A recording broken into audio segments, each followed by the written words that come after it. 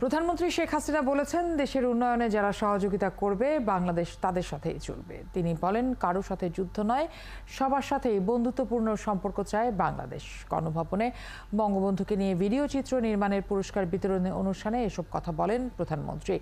তিনি বলেন, শুধু ক্ষমতার জন্য বঙ্গবন্ধুকে হত্যা করা হয়নি, একটি পরিবার বিশেষ করে মুক্তিযুদ্ধের চেতনা ধ্বংস করার চেষ্টা করেছে খুনিরা।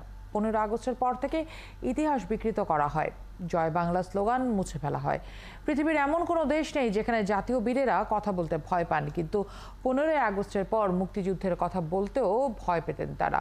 প্রধানমন্ত্রী আরও বলেন, বঙ্গবন্ধু ঘুণে ধরা সমাজ পরিবর্তন করতে চেয়েছিলেন, এই পরিবর্তনটা অনেকেই মেনে নিতে পারেননি।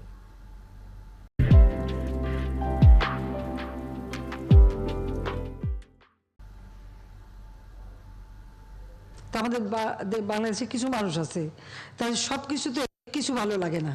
আমি বলি এটা হচ্ছে কিছু ভালো লাগে না করুক, যেটা বলি এটার কি দরকার ছিল, মেট্রো রেল এটার কি দরকার ছিল, এক্সপ্রেসওয়ে খামাকে এগুলি করে পয়সা নষ্ট। তো এরকম ধরনের মানুষ কিন্তু নেতিবাচক মনোভাব নিয়েই তারা চলে। আমরা কারো হাত পেতে চলবো না, নিজের মর্যাদা নিয়ে চলবো, আত্মমর্যাদা বোধ নিয়ে চলবো। এটা মাথায় সবসময় রাখতে হবে। আর আমরা সবসময় শান্তি চাই, আমরা যুদ্ধ চাই না, সকলের বন্ধুত্ব চাই, এবং সেই বন্ধুত্ব কিন্তু আমি এগিয়ে যাচ্ছি। কার দেশের সাথে কার দেশের ঝগড়া সেটা আমার দেখার দরকার নাই। আমার নিজের দেশের উন্নয়নটা আমার আগে দরকার। আমার উন্নয়নে যারা সহযোগিতা করে আমি তাদেরকে নিয়ে চলবো।